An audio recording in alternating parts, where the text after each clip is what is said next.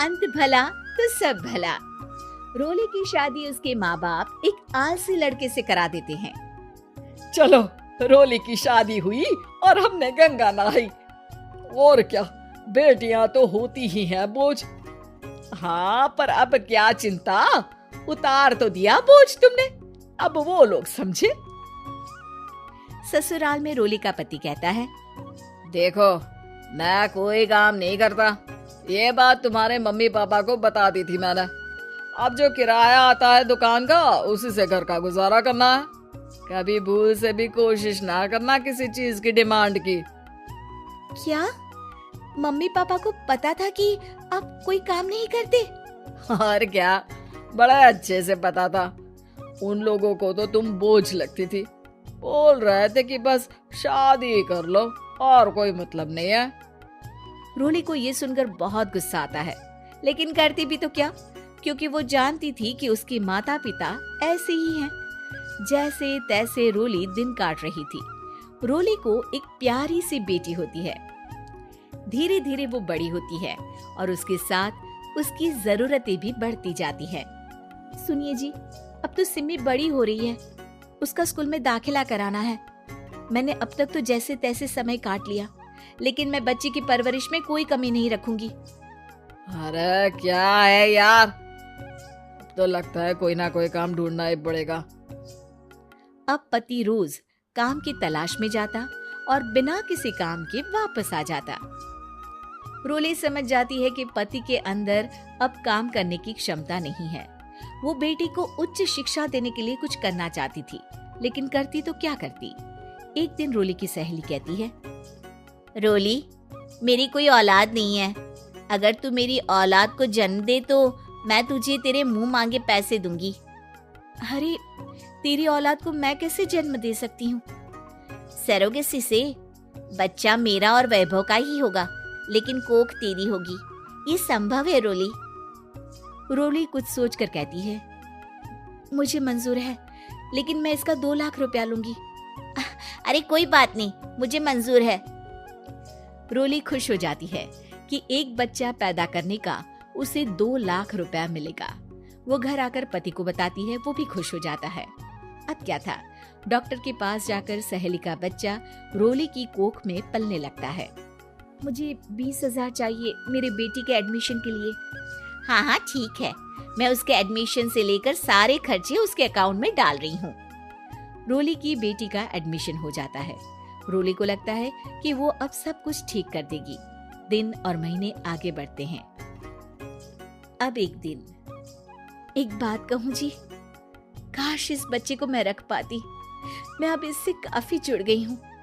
अरे यार, पता नहीं किसका बच्चा है, अपने पास है ना अपनी मुन्नी। हाँ, लेकिन अब मैं भी इस बच्चे से जुड़ाव फील करने लगी हूँ, लेकिन मैं ये जानती हूँ कि ये मेरा बच्चा नहीं है। दोनों की जिंदगी ठीक चल रही थी, लेकिन कहते ना कि सुख का पल ज्यादा लंबा नहीं होता। एक दिन रोली की सहेली का फोन आता है। रोली, मुझे अब ये बच्चा नहीं चाहिए, मैं अपने पति को छोड़ रही हूँ। अरे लेकिन मुझे पैसों की जरूरत है, बच्चा तुम्हारा है, मैं क्या करूंगी? सहेली बिना कुछ बोले फोन काट देती है, फोन स्विच ऑफ कर देती है।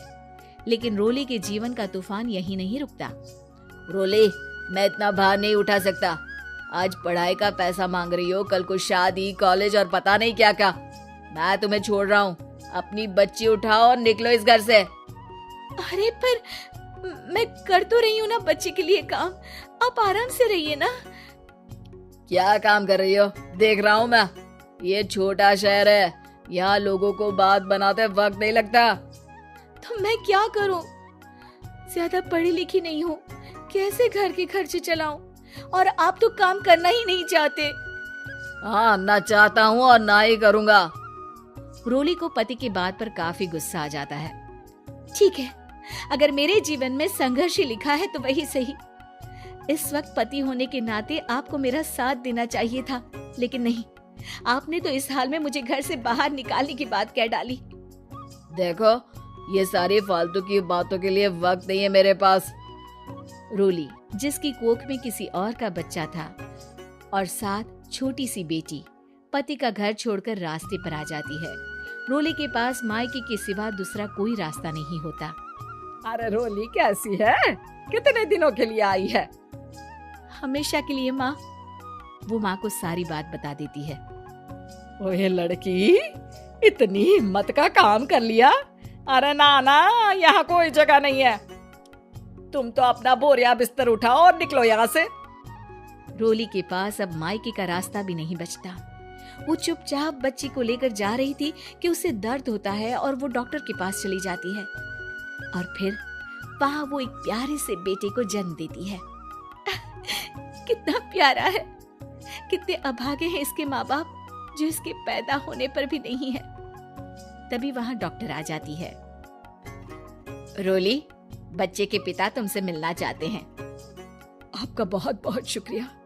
मैं इस बच्चे को पालूंगा, भले ही इसकी माँ ने इसे छोड़ दिया हो, पर मैं अपनी जिम्मेदारी निभाऊंगा। तो क्या आप मुझे इसके पैदा करने के लिए जिन पैसों की बात हुई थी वो भी देंगे? हाँ, और साथ ही आप चाहें तो मेरे घर में रहकर मेरे बच्चे की देखभाल भी कर सकती हैं। मैं उसके लिए आपको सैलरी दे दिया करूंगा। रोली को लगता है कि जैसे भगवान ने उसके लिए सुकून का रास्ता खोल दिया। वो अब मुकेश के साथ उसके घर चली जाती है, जहाँ रहकर वो उस बच्चे की देखरेख करती है। अब मुकेश के घर को रोली अच्छे से संभाल लेती है। उसके लिए खाना बनाने से लेकर बच्चों की देखभाल और घर की देखरेख। धीरे धीरे मुकेश को रोली से प्यार हो जाता है। रोली, तुम्हारी बेटी और मेरा बेटा बिल्कुल भाई बहन की तरह साथ रहते हैं। हाँ, आखिर है तो एक ही कोख के बच्चे, अटैचमेंट तो होगा ही ना। रोली, तुमने घर और मुझे दोनों को संभाल लिया। ये तो मेरा काम है।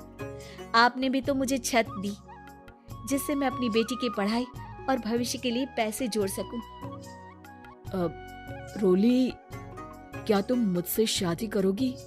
अब मैं जानता हूँ तुम्हारी भी शादी कुछ खास अच्छी नहीं रही। रोली को मुकेश की बात ठीक लगती है।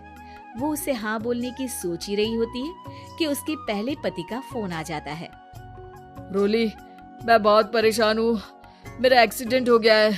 मैं चाहता हूँ तुम वापस आ जाओ। रोली को पुराने पति की चिंता होने लगती है। वो सोचती है कि वो क्या कर रही थी। हाँ ठीक है, मैं आ रही हूँ। हाँ रोली, आ जाओ, लेकिन बच्ची को कहीं हॉस्टल में छोड़कर आना, क्योंकि मैं नहीं चाहता कि हम लोगों के बीच फिर से वो सारी बातें हो। रोली को समझ आ जाता है कि पति आज भी सुधरा नहीं है। वो पति के पास जाने से इनकार कर मुकेश को हाँ कर देती है।